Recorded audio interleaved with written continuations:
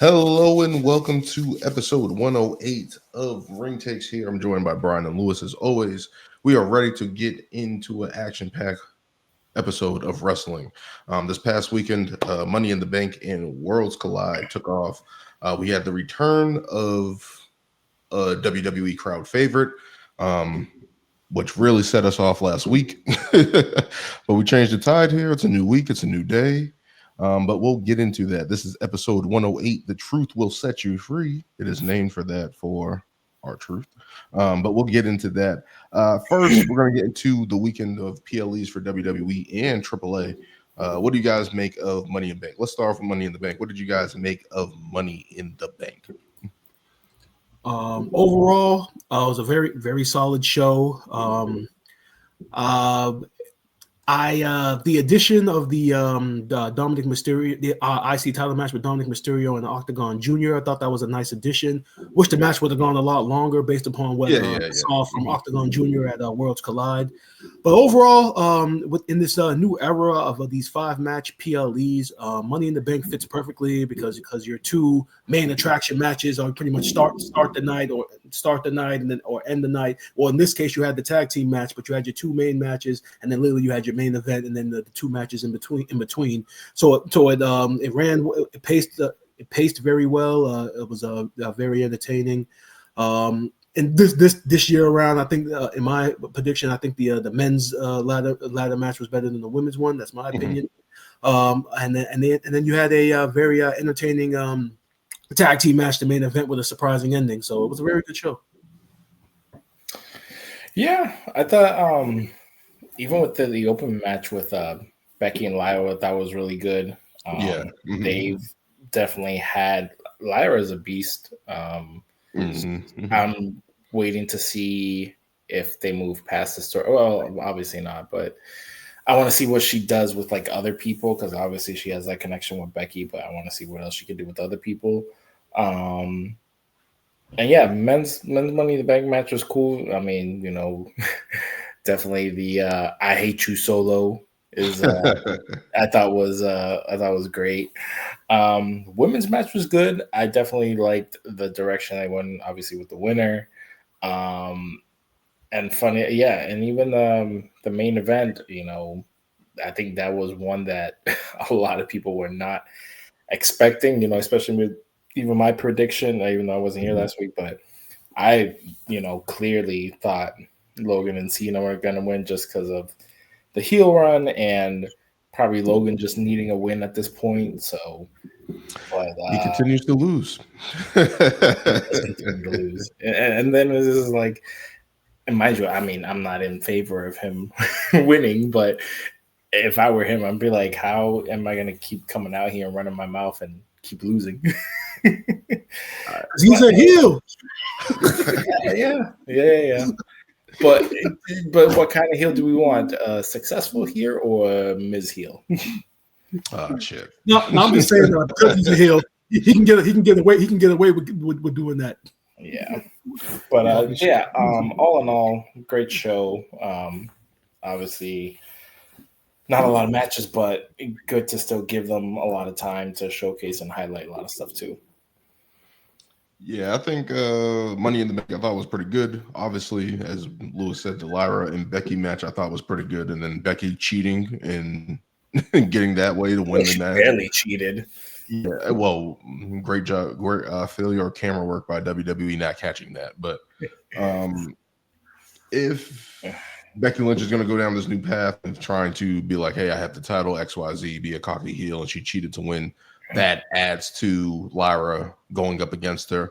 We'll get into other Raw notes what happened on Raw, but I just liked the way that was going because we felt like Lyra needed to chase, and that's building her character. And as you said as well, she's great in the ring. Love her in-ring work. Even her promos are great right now too. Yeah, she's starting to get better on the mic and stuff like that. So I think that's probably the best thing, that she's going up against Becky, who everyone hates. And now everyone can like kind of latch on to Lyra as she continues to ascend. So that match was pretty good. I thought the women's Money in the Bank match was pretty good. You had the kind of the standard right there with Naomi, Rhea Ripley, and Alexa Bliss going up against the youngsters. Julia, Roxanne Perez, and Stephanie Vaquer. So I thought everybody looked good in the match. They did some gnarly moves there. Stephanie Vaquer is getting the loudest pops next to Rhea Ripley. Heard like 2 pops every single time they come out. It's crazy. And it's even more apparent. Like Julia, I thought I liked her when she first came in, but it's like Stephanie Vaquer is the star, and the fans have already picked her. Like it's not even close. It's not even close. She's great in ring and she's beautiful. The combination will always sway the wrestling fans. Always. She's badass. Combination will always sway wrestling fans. Those 2 things. If she's beautiful, it was like badass, that silent, menacing, like badass. Like it's crazy. Yeah, like they are definitely doing the right things by her. I love that Naomi won the match. I was happy about that. I was like, yes. Now we can actually see what's going to actually happen with this. So I love that direction that they're going with. As for the men's Money in the Bank, it was kind of written on the wall for me. I picked Seth Rollins. I'm like, it makes sense for Seth Rollins to win. Even though people are against it, a lot of people are against it and don't want him to have this moment. But I'm like, why? Why doesn't Seth Rollins deserve this moment? Yeah, not like I said in the chat. If we're talking just based upon like the direction of the story, then yes, it made sense for him to come out on top because he could because with the way they were trending when Jay was still champion, which we'll get into, it made sense. It made sense for Seth as the heel to be cashing in.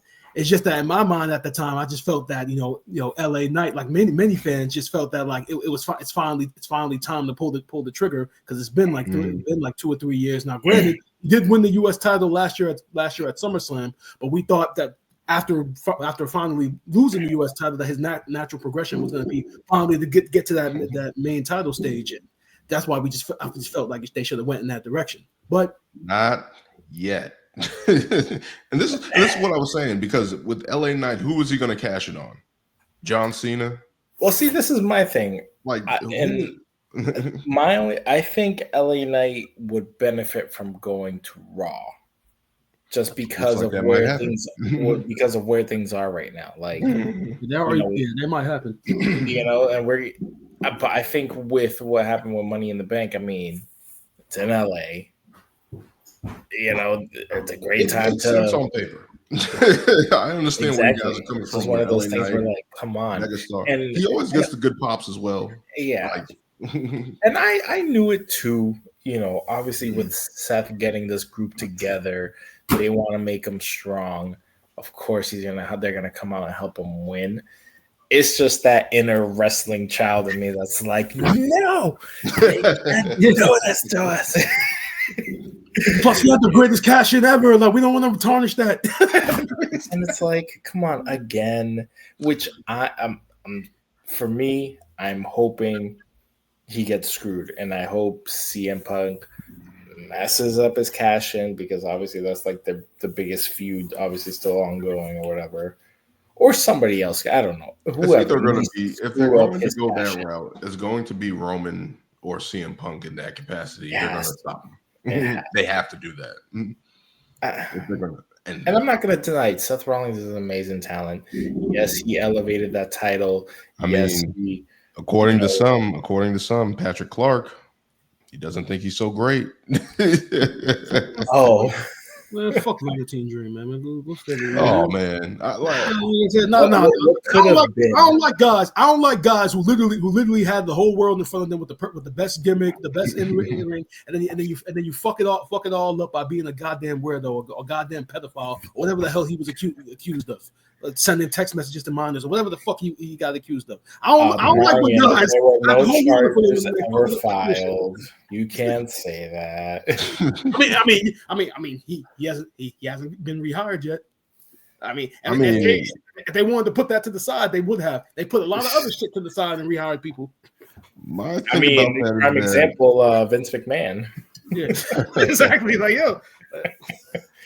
Didn't they kind of boot him out and then bring him back in? Yeah, they did in the beginning. Yeah, in the beginning. Just saying. My thing about that was with Patrick Clark saying Seth Rollins is not original and he's stolen all these gimmicks and stuff like that. I'm like, that's wrestling.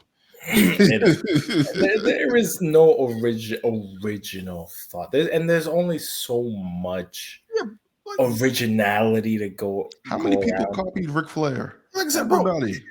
Patrick Clark shouldn't even be talking. How many flamboyant characters have they been in wrestling? We could easily say that you stole your gimmick from Gorgeous We George. never got a Prince version. We never got a Prince version. Bro, again, never a Prince version, but we're talking about flamboyant characters doing the most. Gorgeous George was the first one to do it. So realistically, and that's the thing. Orlando and that's Jordan. the thing. And with any character, there's going to be some aspect that you're doing this person. You're a wannabe that. You're just this number 2. I mean, look at the crap LA Knight got. The second he made it to the main roster, you're just like The Rock. You're just being like Stone Cold. And remember even Miz saying is like, you're just the fat of the week or the month. It's like they're always going to take something and call you not original, But it's just that whole thing. I'm just like, how is that gaining you any favor with anyone on any level? I think it was more so just because he took his like 3 circle glasses, like, hey, I use that. Oh man, but yeah, we had Seth Rollins winning. I love that because it's like if he's going to be a heel and have this group, at least make it mean something. Don't let it just fall to the wayside. At least not yet. Make it mean something. We had the main event, of course, the tag team match. Cody Rhodes and Jey Uso picking up the win over Logan Paul and John Cena with the help of a returning R-Truth, which will get us into that main event with R-Truth returning. Definitely a shocker because I didn't see him coming back this soon. I didn't think that was going to happen. For him to come over and screw John Cena, I thought that was dope. And just to have that moment, you can tell everybody just felt good about that moment. So thank God R-Truth is back. I think that. Yeah, go ahead. So I was just gonna say Lewis because Daniel last week we covered his initial release very extensively last week. So let me just ask you initially when he got fired, how did you react to it? Oh, I was heartbroken. I was like, I was distraught. I was like, this is a war. Every red flag that I was like, he's trolling us. This is just truth being truth, or blah blah blah. And then I just saw it everywhere, and I was like, this can't be real. And I think the best quote that I saw was that some people said that like firing R-Truth was like firing Santa Claus. It's like, and I'm like, that's literally that's a very good what I felt, and I'm like, it's like you literally just shot a unicorn. I was like, yeah, he's dead. Yeah, literally. Yeah. That's what we alluded to last week. That just felt wrong. Yeah, and if you think of how long R-Truth has been in WWE, even if he wasn't an on-screen character, he just needs to be in WWE because he's that good. He's not here winning titles, but look at the gold he has made with what they have given him, and it works so well. And he the made fact the that he had 24/7 title relevant. Yeah, he made a crap title amazing. Corny as all that stuff was, still it was him. It was still entertaining. Exactly, and it's like, you could have made him a general manager or something. You could have just made him a coach. You could have, but just be like, that's what we said. That's what we said last week. I was like, why isn't he an agent, a manager, or on-screen personality? He can be. I would rather have R-Truth on those panels that they're talking before PLE. Yeah, exactly. Like, do we really still need Peter Rosenberg at every put R-Truth in there? Like, come on. No shade to him, but like Sam Roberts, all those people, like you can find some way to utilize like I get it. If you don't want to be in on like the roster active wrestler, you could have found something else. But I said this last week. I think the Godfather's on a Legends deal. Not to get that is like crazy. If anybody's a legend, is R-Truth for just hanging around, entertaining people constantly. Like we said it last week. I said it felt like a death in the WWE family. Like it just felt like, what's going on? And then everyone was talking about this whole this battle between Triple H and TKO, and whose decision was it? And then it came out that Triple H was the one that released but then they're R-Truth trying to and say it's somebody Carlito. else backstage who made a mistake or didn't handle it properly or something or whatever. We don't know a damn thing. Nobody only thing we know is that Truth tweeted out on Sunday he was released, and then when he initially did, and then after the comeback, when people were alluding to it was a work, he tweeted out it's not a work. So those are the only two things I believe in this entire whole fucking ordeal. And no, I think WWE, we're going to get into it, but I think WWE messed up. They saw the backlash and decided, hey, we got to make this right. And it's like, and then it wasn't just us and the fans and stuff like that. Wrestlers were taking down their WWE tweets and handles and deleting hiding everything from WWE related to their post. Like there was reports that there were people disgruntled backstage. So it's like there reports everybody. Yeah, reports to like nobody could wear like Truth merch or nothing like that. Like I guess Rhea was wearing a shirt like before she got on and was told to change or whatever or something. It's like, y'all really gonna do him like this? Like people are gonna make everybody just be like, hey, act like nothing happened. You know, it's very a la Vince. Yeah, I mean, on the Monday Night Raw after he was released on social media, there was even talks about hijacking Raw, and they did at some points, with the "We Want Truth" chants during the women's triple threat match to qualify for the last spot that Stephanie Vaquero won, and other instances during the show. We're going to talk about Worlds Collide. Instances during that show, they were chanting "We Want Truth," so like it was everywhere. And NXT that week, "We Want Truth." Yeah, everywhere. I even saw like people who like stream or like, hey, like I don't know if they were like in LA or whatever, but they're like, we didn't hear those "We Want Truth" like on their TV, but then when you went and saw the replays or whatever, you could clearly hear "We Want Truth," and they're like, "Yo, we didn't hear that over here." Like they were really like tuning stuff out. Like it's crazy because they muted the crowd. Yeah. As far as we know, there probably was a shit ton more chance coming through the Netflix stream, and they probably just turned the mic down. Like they could have been doing that all night, for all we knew. Who knows about the possible audio changes that WWE does on the fly? But just in general, the support for R-Truth was just like monumental, and they couldn't ignore that. So to get R-Truth back in WWE, getting a different story with Cody Rhodes pinning John Cena, so there's that aspect of everything. Definitely a welcome sight, and we'll get into more R-Truth. But first, let's get into AAA's Worlds Collide. I only caught the final two matches, the NXT North American title and the AAA Mega title on the line. But from what I saw, it was pretty jam-packed. Everyone was loving it. Everybody was vibing out. I saw it on YouTube. But the time I saw it, it was over 500,000 people watching on YouTube alone. Yeah. So this partnership with AAA is definitely kicking off to a fast start. But what are you guys' thoughts about the AAA overall event? Brian, you can get into that as well. So I watched this event on Monday night from start to finish. If you didn't know much about AAA or wanted to be introduced to AAA, this event was perfect for you, because it was a 5-match card. It was two trios matches. Then they had the women's tag team match. Then they had the fatal 4-way for the NXT title, and then the main event with Vikingo and Chad Gable. And in between every match, they had a video package, either talking about the history of AAA, talking about one of their events, the first Worlds Collide events that which put AAA on the map, or they're talking about, or they're just talking about the general history of the brand, talking about their upcoming pay-per-view Triple Mania, which is coming up, I think, next week. So it was a perfect introduction. Like if you didn't know about AAA, like they gave a great history lesson, talked about some of the legends that put AAA on the map. I didn't even know Worlds Collide went that far back.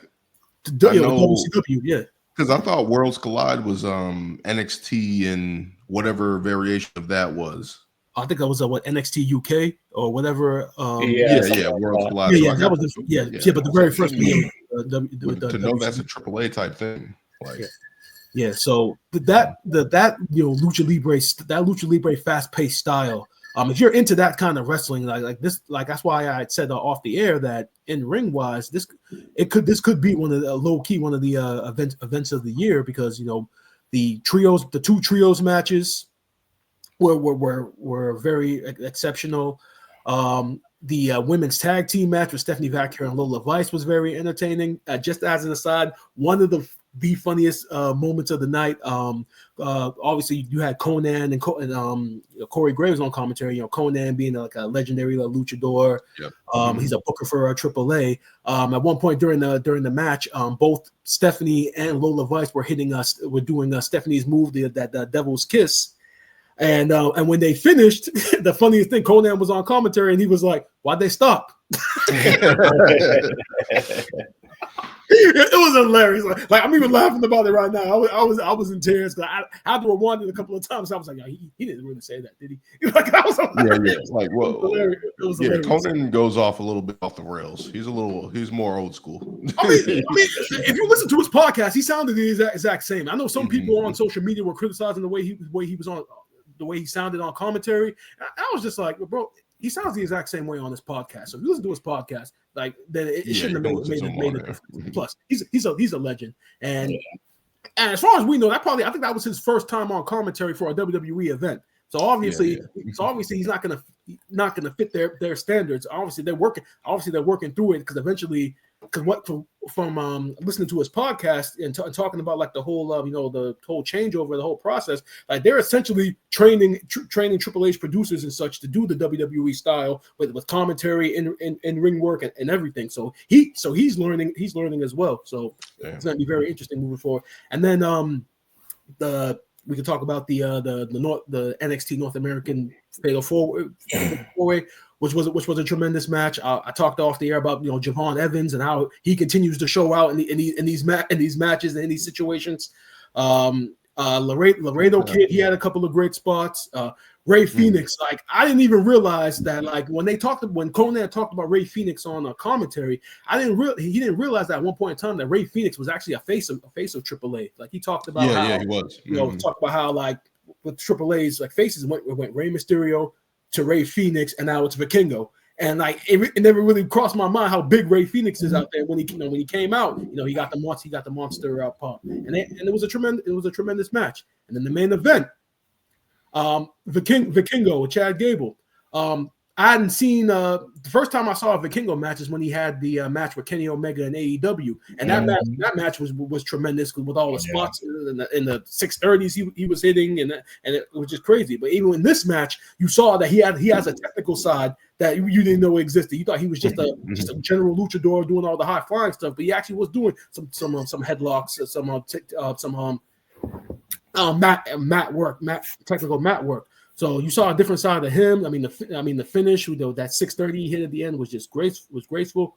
And Chad Gable, man, like low key, he might be the MVP of 2025 so far.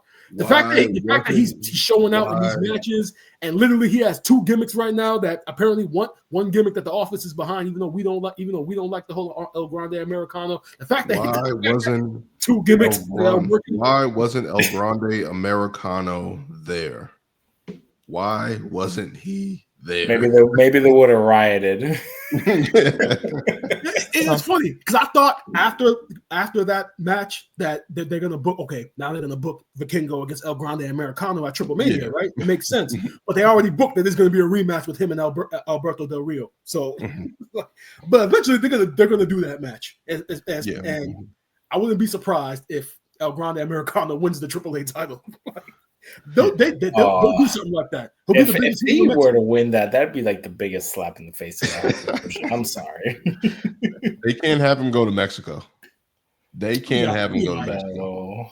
It has to be an LA event or a Texas event. It cannot be in Mexico. I don't know if he's going to make it out. No, he could do it, but literally he would have to like stay in his hotel room until the match. Oh yeah. And then he'd have to escort to the arena. They'll do the match, escort him out of the arena back to his hotel room. Like it literally have to be something like that. Oh man, but no, I thought it was a great match between those two. Chad Gable going down there, probably the MVP of the weekend with his performance in the Money in the Ladder match. Stephanie Vaquer also pulling double duty. Actually, Stephanie Vaquer was the MVP of the weekend because she had like 3 matches in 24 hours. SmackDown, SmackDown too. So she's definitely been on fire. Yeah, they're WWE knows what they're doing. They're putting her out there all the time. But two great events from WWE and AAA, being introduced to a whole different audience. I thought it was smart putting them on YouTube, getting the easy accessibility to everybody. That's how I watched it. I got up and just went to sleep after working a night shift. Got up and instantly just was like, okay, AAA's on. Let me check it out. Great stuff. Great introduction. I hope they continue to do that. I don't know if they're going to continue to show. I think it will be smart going forward if they did that, but to put it on YouTube, any AAA events on YouTube, I think that would probably be the best way to do that. But we'll see what happens with those guys in the future. Let's move on to the next night, Monday Night Raw. We got rtruth No More and Ron Killings is here. We had the return of rtruth to Monday Night Raw, but we left with Ron Killings making a passionate promo, thanking the fans, coming back, and shredding his dreads there. What do you guys make of his return to WWE? I have been clamoring for the longest time for him to be serious again. Even though as great as the comedy was, you knew that like eventually if he becomes a serious character, how good it can be, because you remember when he feuded with John Cena years ago. When he initially turned heel. I mean that was some engaging stuff that he was doing. So you thought like. If he can do that again, that would be tremendous. But then like the comedy stuff was so good over the years that he kind of just stuck with that. So now I'm thrilled that we're finally gonna get like the heel Ron Killings again. They've been sharing clips all over the internet since he's been brought back of what the stuff that he did and promos that he cut when he was at NWA world champion all those years ago. Is he turning heel? I think he is. He's going to be a tweener because people are going to be happy to have him back regardless of what he does at this point, because since the fans are responsible for bringing him back. But in regards to the whole situation of him coming back, This is I think this is the second time now in the Triple H era where the fans' influence have literally changed an initial decision. I think the first time was with Cody and his WrestleMania match and that whole situation. Now, granted, both of these situations are situations that should have happened. Number one, Cody should have been in the main event from the beginning. We agree on that. Two, R-Truth shouldn't have been let go in the first place. So his contract shouldn't have ran out in the first place. So we both agree. Now, so we all agree, but moving forward, it's gonna be very interesting moving forward, because it might set a bad precedent, because now the fans are probably gonna think now all we got to do is bitch and complain about it and we'll get it. Like even after LA Knight lost the Money in the Bank, there was a hashtag that went out saying LA Knight deserves better. I don't know what the hashtag was, but people were clamoring for like it's been 3 years. Why is he not in the world title picture now? And they were complaining about that. So moving forward, the fans are probably thinking now, okay, we brought R-Truth back, we put Cody in the main event. So realistically, if we don't want something and we bitch about it enough, maybe we'll get it. But at the same time, it kind of was the outpouring of support from the wrestlers and the people backstage that kind of got added to that. But that's just something to bring up. But yeah, see, that's what I was gonna say. I was like comparing, like, oh, we want LA Knight to win to how dare you fire R-Truth. I think it's pretty different, and it's like it has to, like, who else is, I don't know how often the crowd actually influences because the whole Cody thing, I mean, I don't know, part of me had no idea what they were like, let's see if we can do this, and it was like, oh no, we can't do this. It's like that we all said it from how are you gonna have this man win Royal Rumble and not have him go to WrestleMania? Lewis, I will never understand that shit to the day that I die. I will never understand why going into the Rumble they knew they were going Rock and Roman, but yet they still had Cody win the Rumble. I'll never understand that shit. And it's like this makes no sense. But again, like I said before, it was like firing Truth was like it's like you just dim the light in WWE. Like Mhm. how why? Like who could do this? And I think and that's the thing. This was like that impactful and monumental that people were like, no, you bring this man back now.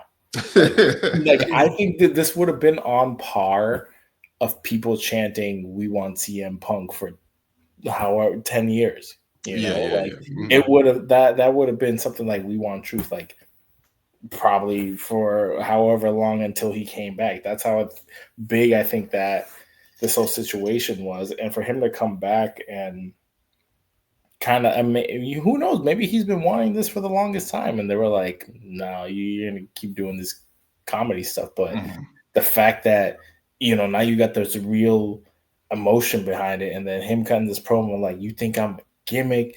You got he truth might be a little Too funny at a times. little too funny, a little too nice, a little too forgiving." Nah, now you're gonna see the real me, and this is what I'm gonna bring, and I'm ready for all of it. I'm so ready for. I don't care if even if it leads to him fighting for the title again a couple of times and even not winning, but R-Truth is someone who, and we've said it before, looks amazing, great talent, great work ethic. Mhm. This man could probably do whatever the hell he wants, and now he's finally going to get the chance to do that. So I hope nothing but great comes out of it. Yep. And Daniel, before you go, I just want to just say one more thing to the fans out there. Just be happy he's back and stop fucking analyzing why he came back or how it happened and all that stuff. Because instead of just being happy now that our voices were heard and he got brought back, now they're debating online about whether or not it's a work instead of just being happy that he's here. Like, can we just be happy that for once our voices kind of made them change course and bring back somebody that we love? Can we just be happy about that? No, Brian. Even if it was a work, hey, kudos to whoever thought it was the smart idea to do this. Like, hey, we're gonna push truth, and this is the best way we're gonna fucking do it because look at the amount of support he's gotten. So yeah. So from that aspect, it's dope. And again, getting Ron Killings back. If anybody's seen anything with him in TNA and stuff like that, he was off the wall. He was going after it. He was saying anything to the fans. Like he was going at fans in his promos. Just totally off the wall stuff. And that was when he was a way younger R-Truth, Ron Killings and stuff like that. So this version of it, I wish we would have gotten a lot sooner in WWE, especially when he initially came back. Back, what was that, 2008 when he came back? Definitely should have started it way back then and had more juice and fire. R-Truth is 53 years old. So that's the one downside for it for me in terms of it's like, we finally got here and got this point, but he's 53 years old. But obviously we wanted R-Truth back. Well, now we got Ron Killings. If it was a work or not, I'm going to say this. No, no way in hell that was a work because they literally let him go. It like released, like he was done, like he was doing all this other stuff, like he was gone, posting people missing him and stuff like that. The outpour from wrestlers and fans is what got R-Truth back in WWE. No question in my mind. Like, gone. This was TKO, Triple H, whatever the case may be, whoever is WWE management, dropping the ball and thinking, hey, we can just do this right now and it's going to be fine. And no, it wasn't. On every level, it was not. On every level, it was crap. And to see R-Truth's returning promo, it's like, how did you guys let that guy even think of leaving or dropping the ball and letting him go at this stage and not doing it the right way? I said it last week. They should have made John Cena retire him, do a retirement match if they were going to let him go. Like if this was known beforehand and stuff like that, that this was going to be his swan song or whatever the case may be, make it be a retirement match and build some heat towards John Cena where people can actually start hating him for a reason. But overall, the fact that he's back, we're getting this new R-Truth. He's already shaved his head down. So I'm interesting to see how that goes and what the next stage for this going forward is. But glad R-Truth is back. Let's keep moving on to some other news. We did it. We did it. We did it. Score one for the good guys. Where do we want to go from here? Let's go John Cena and CM Punk reigniting their feud from circa 2000. What was that? 13. What do you guys make of this? Because this is an interesting pivot. Because I didn't see this happening. Of CM Punk returning to challenge John Cena, at least in this capacity. I thought CM Punk was gonna still go after Seth Rollins and his group. Maybe that's a play in here. But what do you guys make of this impassioned promo from John Cena and CM Punk? Basically setting up their match at Night of Champions in Saudi Arabia after all the history with CM Punk. Or John Cena trying to address the rtruth situation. What do you guys make of this setup here? Well, we knew eventually they were going to go to this feud, right? I mean, John Cena. Obviously, if he had the match with Randy Orton, obviously he was going to go through like all of his rivals and such, and so you knew CM Punk eventually was going to come. But like you said, Daniel, the fact that it's coming so soon.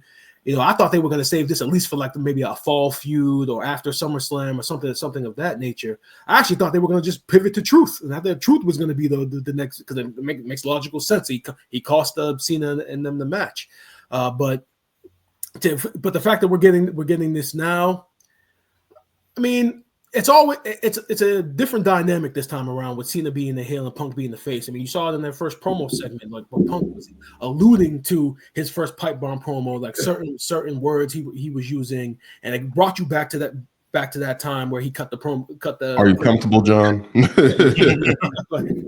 being the voice of the voiceless and such. But story-wise, at the very end, you had Seth come out with the briefcase, kind of reminding them, like, "Yeah, I'm here now. I have the briefcase."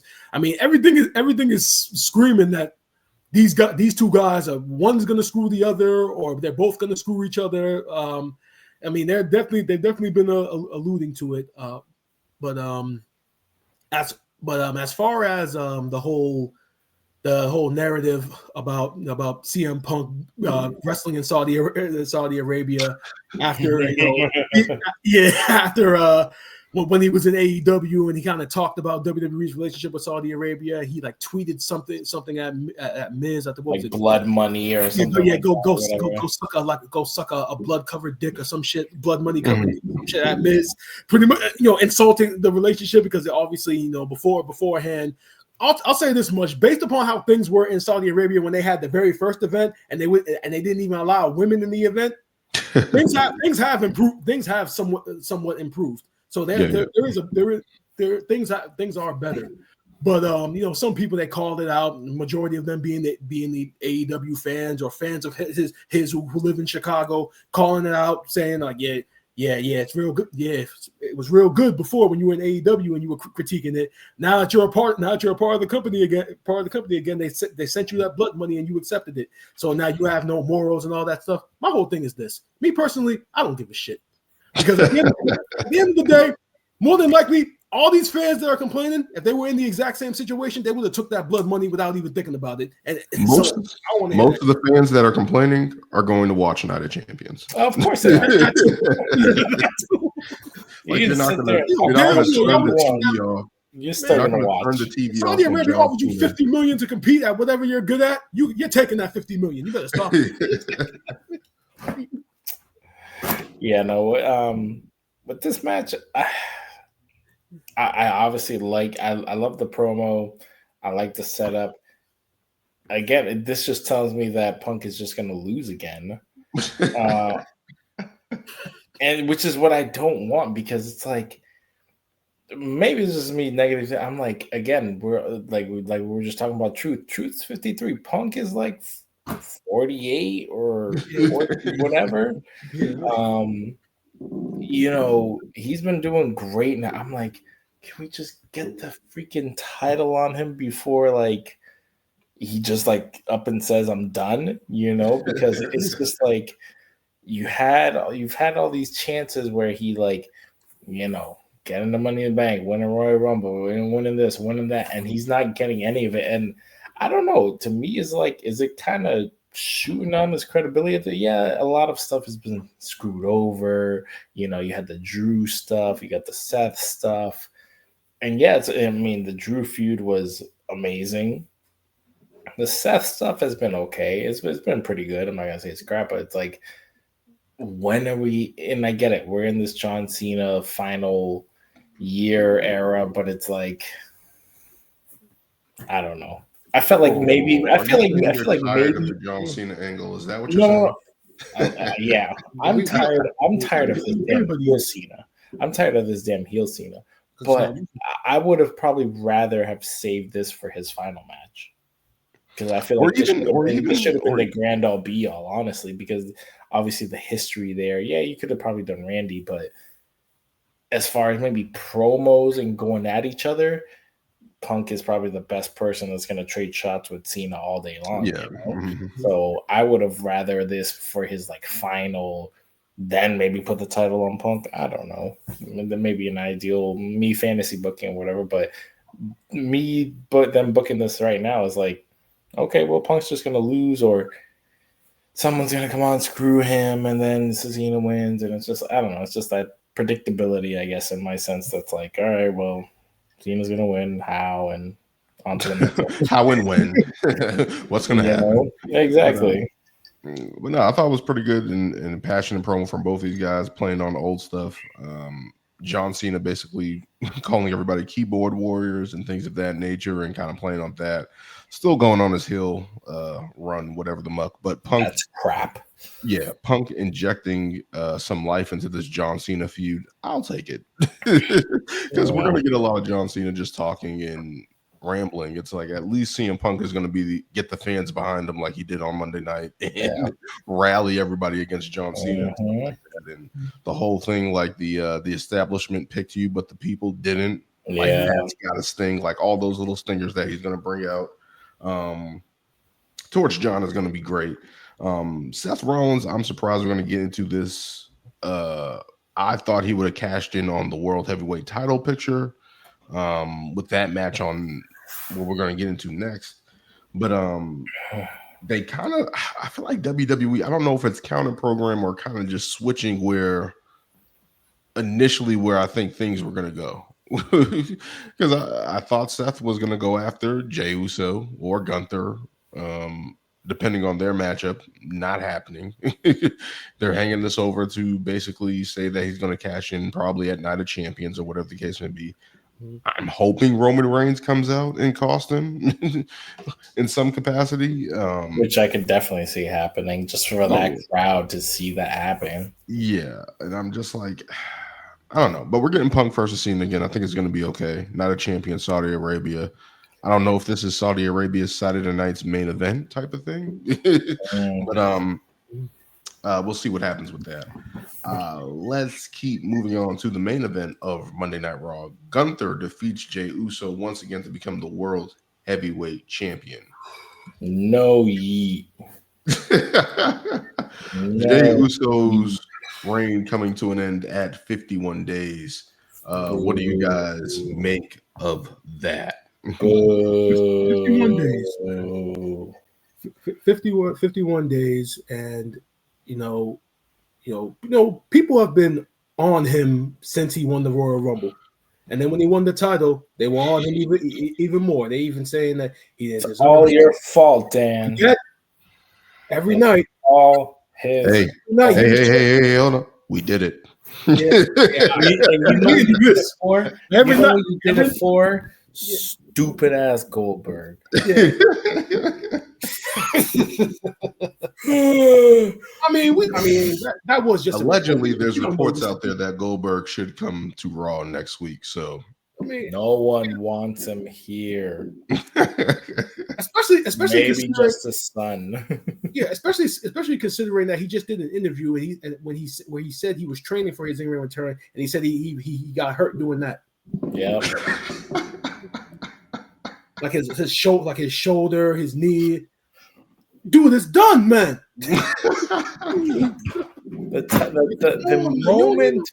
The moment has passed.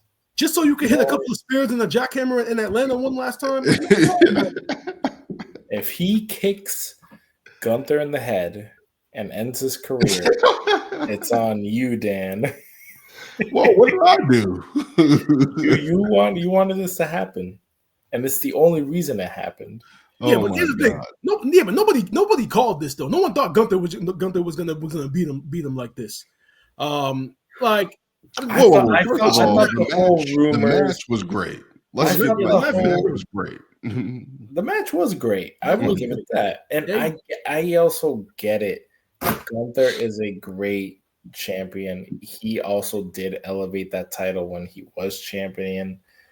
Yeah, there was the whole stuff with Damien and then Finn screwing, blah blah blah blah. But I will not take away from that. Gunther is a great champion.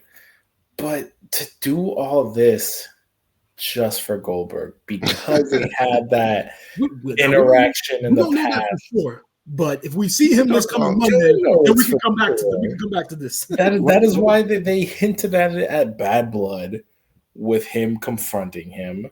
Who remembered that though? Exactly. No one cares. We remember it, but I don't think a lot of people are going to remember. I mean, Exactly. if he comes out on Monday, if he comes out I'll this talk coming about my feelings. I'll talk about my feelings before the Goldberg news. When they did this, I was like, okay, maybe this is just more story development for Jay. Continue that chase throughout the summer and get the title back. Him and Gunther have a standoff or whatever the case may be. And Gunther as a heel champion, there's other guys that can challenge him. Sammy, Jay, maybe Seth gets in there.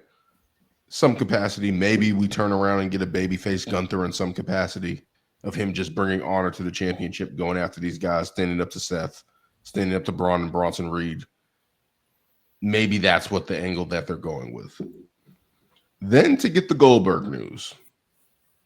And maybe they're thinking, hey, Jey Uso's so over with the fans that this is not going to impact him. We can easily take the title off him. He'll get it back at another chance. Number one, as a competitor, as a wrestler, that has to suck on the opposite end because it's like you don't know if you're going to get that chance again. Yeah, Like exactly. we've seen one-offs with people for a long time where they don't get another shot at that championship for a long time. Kofi. And like the rest of you guys, to potentially do this to set up a showdown with Goldberg. And Brian, I think you said before we got on air that Saturday night's main event next month is in Atlanta. Correct? Yes. So that's Goldberg's stomping grounds. That's where he's from. That's where he's playing Yes. football. Georgia. Yeah. If that is the setup, this didn't need the title. It really didn't. It really didn't. Like, did they think that was going to add to the match? We know Goldberg's not winning. And we're talking about an event in Saturday night's main event. That's only going to probably have like 20 to 25 minutes of actual wrestling anyway. so literally, so think about from it. that standpoint, it works for Goldberg. It works Shorter for that time, standpoint, somewhat short match. people are already like sour on Saturday night's main event because of the last show. So so if they think that just putting Goldberg on is going to make people magically be interested in it again, it's not. It really isn't. They're still trying to get those WCW fans. Exactly. We're going to watch it just because it's WWE, and we're going to want to see the train wreck. But realistically, if you're trying to make Saturday's night's main event better from the last show, this isn't the way to go. Put better matches on there. Put actual PLE matches, quality matches on Saturday night's main event, and that's why people will watch. or manage the fucking advertising that way. It doesn't seem like we're getting fucking the commercials after 2 minutes of action. You want to know what they should do with the commercials or the advertising? Put it as a ticker, as I have on the bottom of the screen right there. Put it as a ticker. Put a sponsor at the bottom of the matches. That's all we need. I don't need a commercial that goes on for 5 minutes. But this is also what I'm saying. When they initially did that thing at Bad Blood, it should have just been done at that time or in and around that time. There's no reason why. Oh, remember? Oh, we're coming back now. Let's address it. It's like, first of all, why does WWE have to do this? Because apparently according to Goldberg, they owe it to him. Mind you, he was never in this company that long. Whoa. WWE screwed over rtruth just last week with no hesitation. So now they're indebted to Bill Goldberg. Hey, in you know his what? mind. Just in his mind. I just want to put it out there. Just in his mind. He's the only one that said that. Just saying. If they owe Goldberg this, then they owe rtruth another title reign. Shit, I'd rather take that. I'm just gonna say this: there's a long line of guys that WWE owes to. You guys laugh, but at this point, Truth taking the title off of Cena is not a bad idea right now. Not at all. that will solidify rtruth forever. Mm-hmm. If that happens, Yeah. Just imagine the pop. Like, God, everyone's going crazy. Yo, like he can retire that night. See, if he does that, then if he gets let go after that, I'll be good. Yeah, like if rtruth could win that would easily be like Eddie finally winning the title. Yeah. It's gonna be one of those moments. Yes. So I'm all for it if it leads to that. Even though now, it's a completely different title, but still. Now to play devil's advocate, what if Goldberg wins the title? Oh my God! Why are you putting negativity into the world? Man? Can we move on to the next topic? We don't need. We don't need to discuss that. Topic. We can move on to the next topic. Don't put the not in the Paul Levesque era, please. In the Vince McMahon era, yeah, but not the Paul Levesque era. WWE, you don't bring up the Fiend like that. Come on, man. WWE, if you're listening, make it happen. You heard it here. If it happens, it's all Dan's fault. I'll take the blame. I'll take the blame. So he can kill somebody else with a jackhammer. The Undertaker's still walking around and living. Barely. He's a trainer now, you see? Barely. Look at Bret Hart. Oh man. We're gonna wrestle again after. Bill Goldberg. Still mad at him. Still. Oh my God. But let's keep moving on. We have the King and the Queen of the Ring starting up again. Finals will take place at Night of Champions. We had on the men's side, we started off on Raw with Sami Zayn picking up the win over Penta, Dominic Mysterio, and Braun Breaker. Great match. LA Knight coming out to even help the odds against Braun Breaker. Sammy advancing. Let me go over the rest of the men's bracket. We got Aleister Black, Carmelo Hayes, LA Knight, and Randy Orton in one side of the bracket. We have Andrade. This is an interesting one. Andrade, Cody Rhodes, Damian Priest, and Shinsuke Nakamura.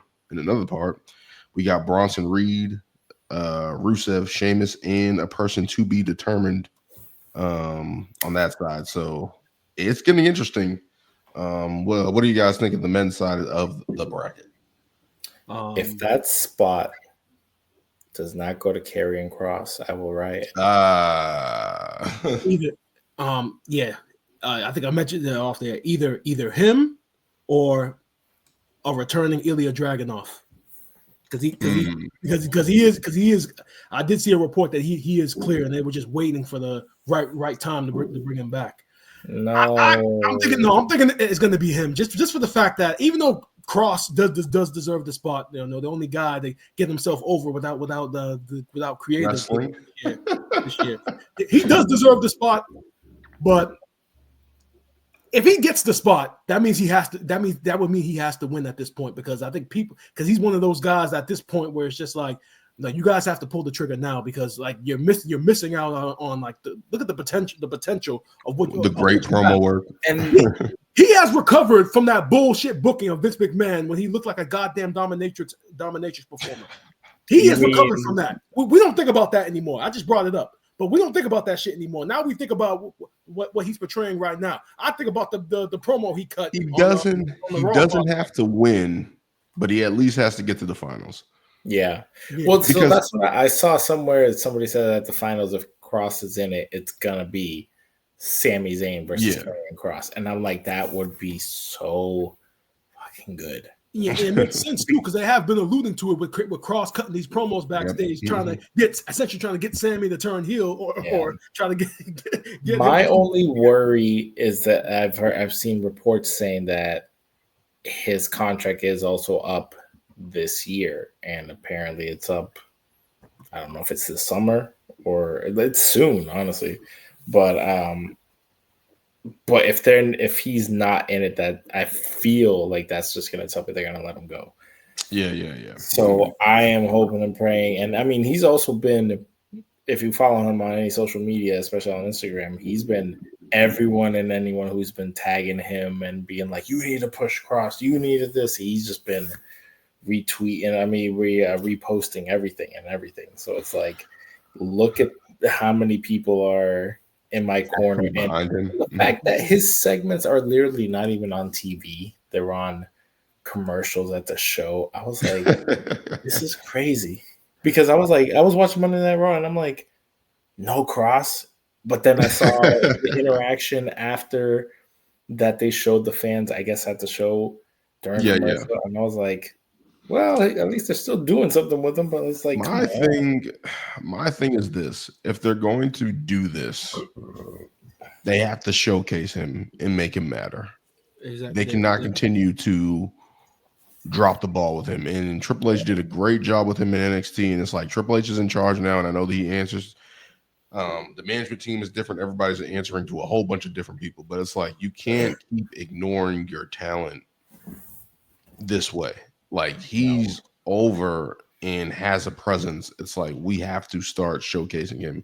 Yeah. All I remember from him is him losing to Bobby Lashley, him losing to AJ Styles, Drew, and him just trying to play this angle of manipulator. And it's like we at some point you have to make this actually. But it's also worked. It's also worked though.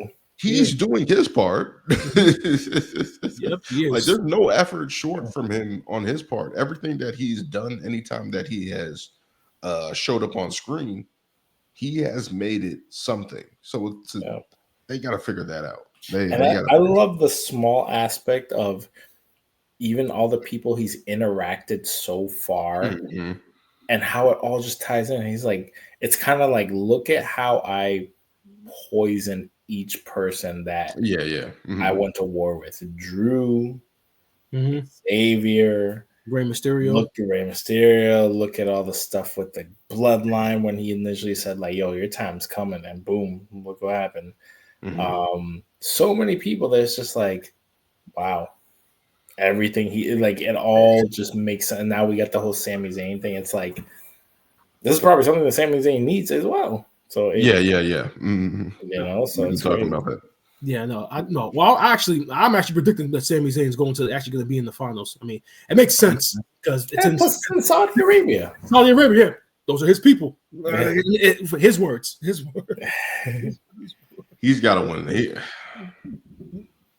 Yeah, so if he wins the title and Jey Uso wins, I mean, if he wins the King of the Ring tournament and Jey Uso wins the title, he has to turn heel, right? that's what we thought.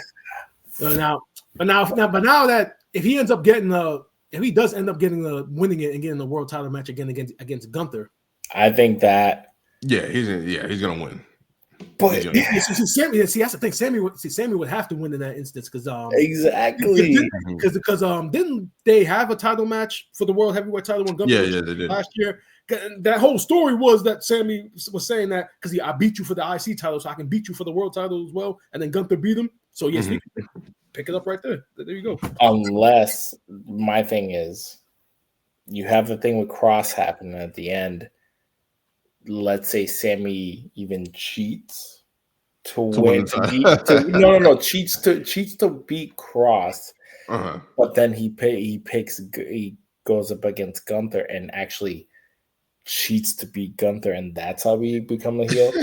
I would go for that in an instant. Whatever way we get there, if Sami Zayn wins the title, we're probably if that leads to Sami Zayn finally getting a title, hey, I'm for it. That would be like DDP winning the title in WCW. This guy that grinded his way for so long and then finally gets it, like that would be amazing. But let's keep going to the women's side of things. Roxanne Perez advanced over Rhea Ripley, Liv Morgan, and Kairi Sane to open up the first matchup. I don't know why they keep doing these with Jade Cargill and Nia Jax. Mhm. But Jade Cargill, Michin, Nia Jax, and Piper Niven in one spot. We got Alexa Bliss, Candice LeRae, Charlotte Flair, and Chelsea Green. I don't understand why they're doing that. Then we got Ivy Now, Raquel Rodriguez, and Stephanie Vaquer. And the returning Asuka. And I just want to make a quick point of this. Asuka's back. And you wanted Why to not surprise. keep that as a surprise? I agree with you, but I also just want to say as an aside. Now I know I made the Daniel. I kind of told the story last week about making a comment online about like talent that should be released versus talent that gets to stay, and I got a lot of crap for it. But I'm gonna just say this right now. I need to say it. Candice LeRae and Ivy Nile, waste on the roster right now. I'm sorry. There are a couple of women right now who are free agents, the people that got let go. Like I would rather have Dakota Kai. I'd rather have Shotzi right now because she got released. There's a couple of women out there that got let go that I would rather have right now than those two. Because what do they serve right now? Candice LeRae, she's in the spot right now being the manager of DIY. Obviously, Johnny Gargano being her husband. But if we're talking about as an in-ring competitor, we talked about last year about how she was a heel, the Poison Pixie, and we didn't even understand what that meant unless you watched NXT and saw her as. Okay, let me just say this: Lyra Valkyria got over with 2 wings, and nobody knows what those mean. Nobody cares about what it means. Oh no, they do know. She did when she first came on. They explained the mythical bird, whatever, from Ireland, and that's what. Do we care? And Ivy Niles is literally just around because she looks impressive. That is very true. Again, go on her Instagram page. Nothing but videos of her working out. That literally. I mean, that's what Chad Gable does. She did the Celtic. She was on Sheamus's Celtic she was on Warrior Sheamus's workout thing. So she's a pit bull. But see, with her, they need to let her. If they're gonna call her that, they need to let her be that. Like if she were to get a run of like attacking people backstage and like doing like that would amplify her character a lot. But they just call her the Pitbull, and she's been nothing but losing like this whole time. So it's like she hasn't gotten any wins, no momentum, and I think that's what pisses me off because it's like American Made is actually a solid team. I love the Creeds. They're young and great. They could literally benefit from those tag titles right now. That like, whole group should be better. Easily. I mean, Chad Gable is still Chad. Chad Gable is still. He's the leader. He's not keeping them afloat right now. I'll say that much. He's keeping them. He's elevated that entire group while playing 2 characters. How you have a group where someone's playing 2 characters and everybody else is floundering? We don't know if it's 2 characters. Oh, sorry. 2 separate entities. Shut the hell up, Michael Cole. I mean, not Michael. Oh, I mean, Wade Barrett. Wade Barrett. I'm not examining. A gimmick so hard in my life on commentary. I'm not examining any nipples or anything like that. I'm not going that. What about bandaging? What about bandaging on the right elbow? Bandaging is fine. But no, American Made should be better. The Creed brothers should be better and be in that tag team division. I know they have it on the New Day right now, but it's like they need to get those titles off the New Day. And I'm sorry I'm saying it, but they need to get the titles. No, not yet. No, no. We said from jump that having the titles on them and having everybody chase them was the right way to go. It's just that they haven't been showcasing the teams that are chasing them. The only team that they've really been showcasing is the Viking Raiders. Again, this is also another gripe. It's like you have the formula right in front of you, and you're doing it on SmackDown. Why are we not doing the same thing on Raw? Because those teams aren't as good, I guess. But it's like, then either bring up new tag teams, but you do though. Like you said, you got New Day, you got War Raiders. You got the Creed brothers. Who else? You got the Creeds. I mean, yeah, freaking Otis and thing. That needs to kind of be gone at this point. That's a comedy team, but yeah. You got A-Town down under. They're about to splitting up. After like 8 months of storytelling, yeah, they're about to break up. Ultimately, Ivy now I think could be good. She's at least feisty. She should just be the female Kurt Angle of that division. They really don't have that. They really don't have that. So I don't understand why they just don't put her in that role. But yeah. Whatever the case. But what do you guys make of the other matchups in the bracket? We got Jade Cargill, Michin, Nia Jackson, Piper Niven. Got Alexa Bliss, Candice LeRae, Charlotte Flair, and Chelsea Green. We got Asuka, Ivy Nile, Raquel Rodriguez, and Stephanie back here.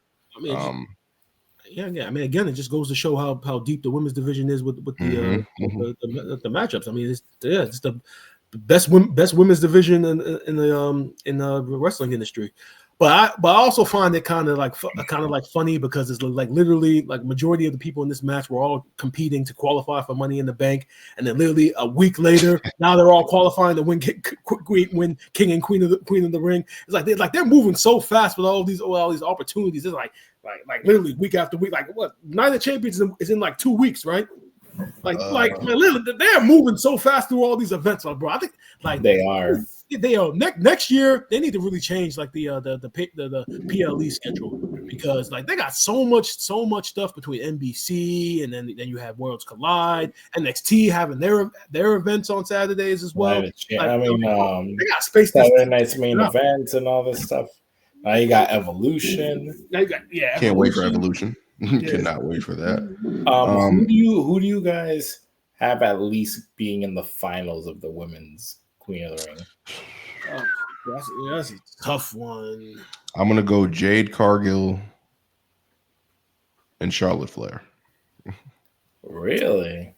See, I can see that. I can see that, but for the fact that they've been kind of teasing those two for the minute, I think that's probably going to be the Evolution match between. That's probably going to happen at Evolution, or even a SummerSlam match.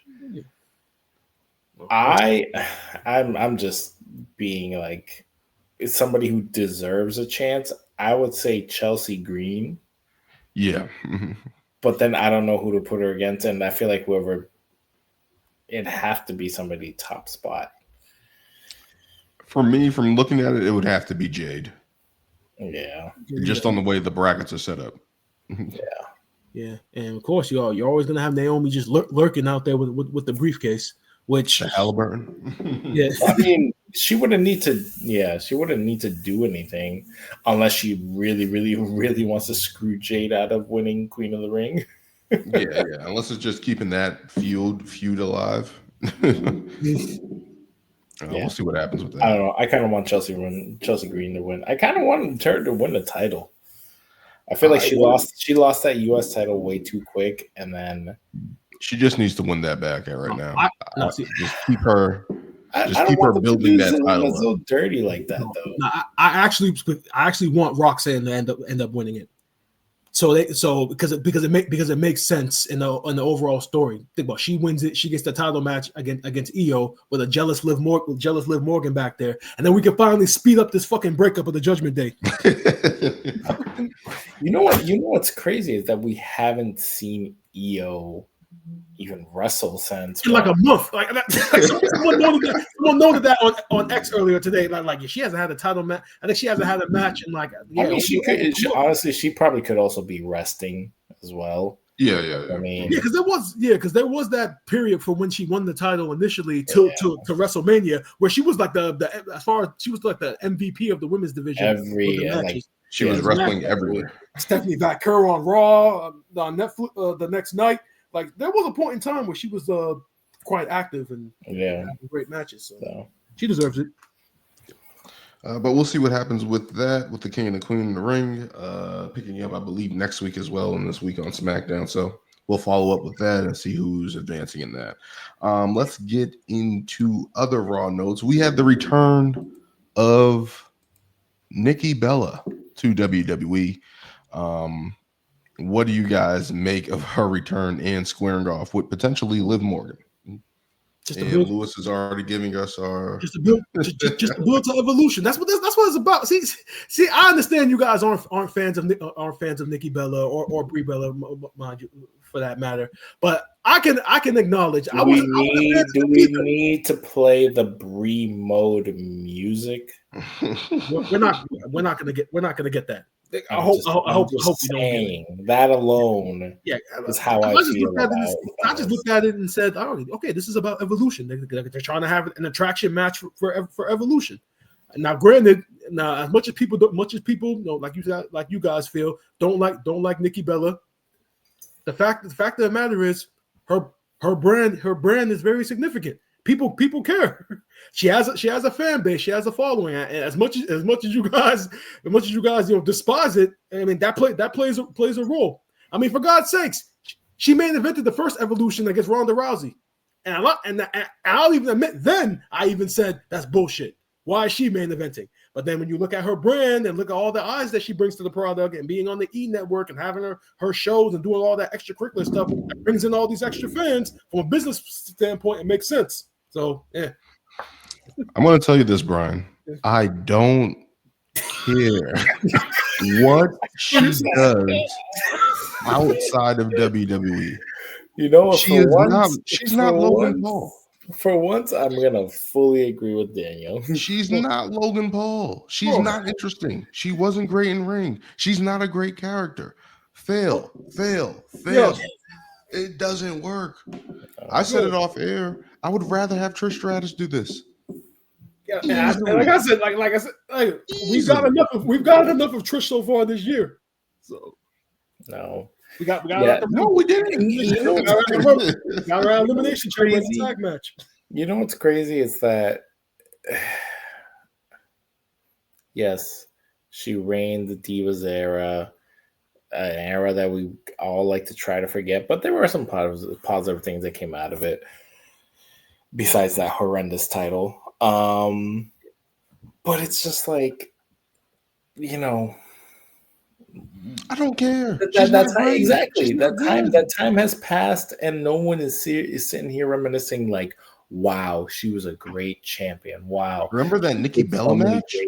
No. Yeah, that's the only reason why. That's the only reason why people crap on it because they think about when she was on top, how women's wrestling was at its lowest. Not even because I remember other women in that time period having better matches: Beth Phoenix, Mickie James, Michelle McCool, Layla, Paige, Charlotte, AJ Lee. But you guys have to admit that from where she started, eventually over the years, she did somewhat improve. Okay. Oh, do we really need to go into the sister versus sister match with the whole? Thank you for doing your job. Okay, yeah, you're supposed to improve. There's a lot of people who stay the same throughout the years. So you're trying to congratulate her for most improved. That's where. Did she win that? No. Did PWI give that out? Yeah, the Bellas just like, you know, they weren't it. And there were so many up and comers. Like you had Paige, you had, you know, all of them that really showed what women's wrestling was. And this was also a time when we were falling in love with NXT and how great those wrestlers were. Mm-hmm. And how great the Baileys, the Alexa Bliss, the Charlottes, the Sasha Banks, Becky were killing it down there. And we're like, this is what we got on the main roster? Come on.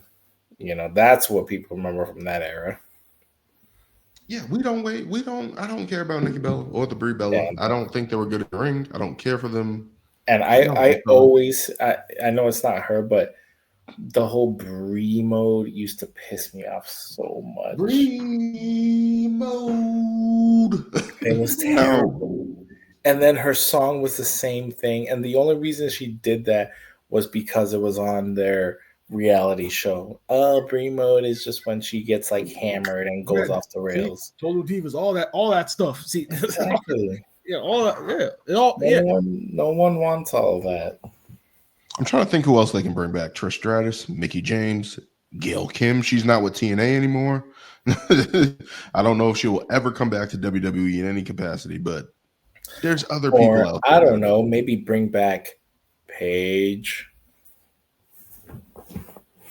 I will be completely fine with uh, Hey, if the AEW could bring her back, WWE could bring her back. You said Paige, right? Yeah. They need to confirm what they're doing with Alberto Del Rio first. He's already been banned. Has he been banned?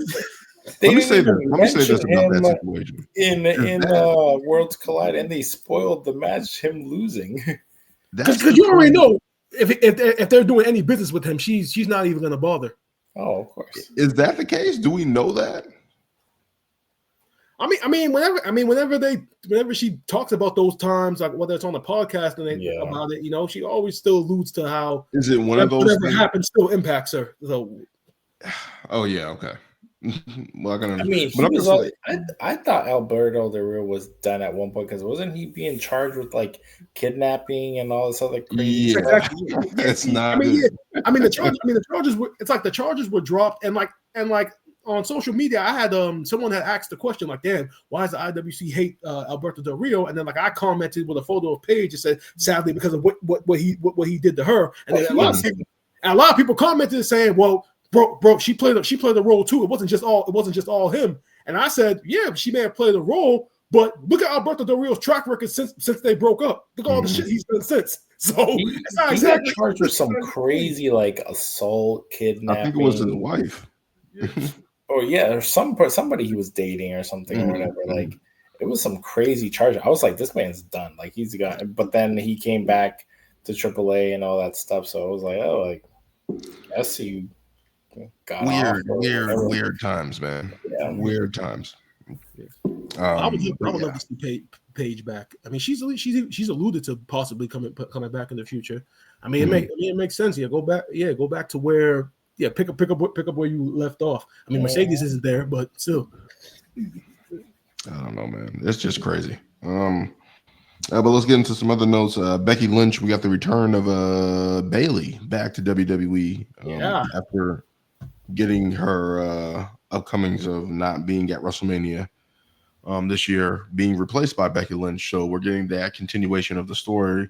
What do you guys make of Bayley's return? And I also saw Lyra's reaction to Bayley attacking Becky Lynch. She didn't look too happy about that. So look very confused, surprised that she came back. How many?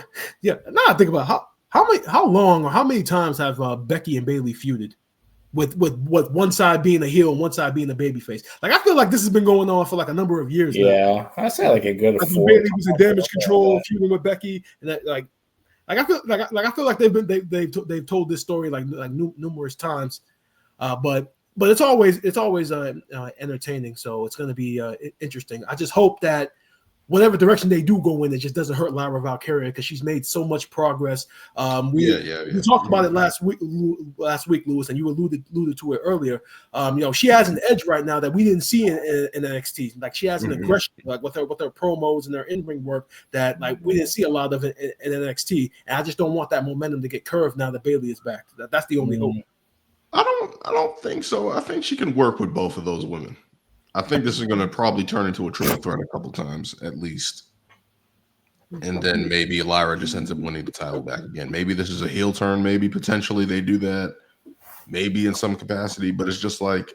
Heel turn for who? For Lyra or for Lyra? Yeah. Yeah. Because I actually love the psychology between both Becky and Lyra. You see in the two matches. Yeah. How did they end with a roll up finishes? So in my mind, logically, I'm thinking, well, if they're gonna have one more match, they should go 2 out of 3 falls because it would make sense because of the way that it's been booked. Our last woman standing match. In some capacity, they should have that, but I'm glad Bayley's black. She looks great. That can easily be a SummerSlam match or Saturday Night's main event match. Put that on the last. But I'm glad she's back. We'll see what happens with Lyra as well. But I'm interested to see what they do. I'm thinking this is going to end up being a triple threat at some point with all these women going after Becky. Both these women going after Becky. and either by hook or by crook, Becky escaping somehow. But I'm interested to see where that goes. I'm trying to think if there's any other Raw notes. AJ Styles defeated Chad Gable. In a Trying great to think of American anything else. opening match. Yeah, trying to think of anything else. I don't think there was anything else. Yeah. Anything else you guys want to touch on in terms of wrestling? Well, don't do it, Brian. Don't do it. AEW. Yeah. AEW is having another 4 hour Dynamite tonight. 2 hours of Dynamite, 2 hours of Collision. From what I saw in the beginning before we came on the air, Swerve Strickland and Will Ospreay had a tremendous match that ended in a time limit draw. So they're definitely going to run that back. MJF and the Hurt Syndicate, they had a little promo segment. That's literally all I've seen. Last week they had another 4-hour show. There were a couple of good things to come out of that. More specifically, the debut of that new Australian female signed Thekla, who I know you guys don't really. I know Daniel. I know you're not gonna go back and watch the match, but like, let's just go look at the highlight. Like, you'll see after a minute like how legit she is. She's good. I gotta check it out. Yeah. But other than that, AEW show was in 4 weeks, and we're definitely gonna get Omega versus Okada 5. So that's something. Is it for a title versus title? Yep, title for title. Yep. Oh boy! Unify that damn title. About time. The Continental International Champions. That's what somebody did a meme. AEW Intercontinental. Yeah, somebody did a meme of that happening. I'm just like, oh my god. There you go. Yeah, Intercontinental. Yeah. Wow. Wow. Well, you came up with something innovative. So original. So original. So innovative. Yeah. Yeah. You guys are so great. Shit, I'm not going to talk AEW. But overall, when are you going to start watching, Dan? As I said, when the NBA Finals is over, I will. Is it not over already? I thought. I think Indiana's about to go up 2-1. Yeah, Indiana's about to go up 2-1 right now with about 20 seconds left. So this is not over. I still have time. Thank you, Indiana. Thanks for buying me time. Thank you. Thank God. But don't forget us to follow us on X at Ring Takes. Follow the handle. Brian's doing great work on there with the posting and stuff like that, and building the wrestling community on that side, as well as Brian versus the Dirt Sheets on YouTube. Check that out. New episode went up on Tuesday. New episode potentially next week as well. Yep. So we got some stuff brewing. Daniel, just as 300 followers on X. Yep. Daniel, just as an aside, I will be recording episode 4 this coming Tuesday, and the majority of this episode is going to be covering the entire dirt sheet bullshit with rtruth's return, his firing, and everything that has been reported, that wasn't reported, that people are claiming to have reported. Oh, I'm gonna shit on these dirt sheet writers on I'm getting on everybody. Like rtruth's son said, it's all cap. Yeah, exactly. But they knew, Brian. They knew. Yeah. Oh, I'm getting on everybody. It wasn't on everybody on Tuesday. Everybody's catching one. Oh man! Don't forget to like, comment, and subscribe, and don't forget to always kick out on 2. Until next time, guys. Thank you, guys.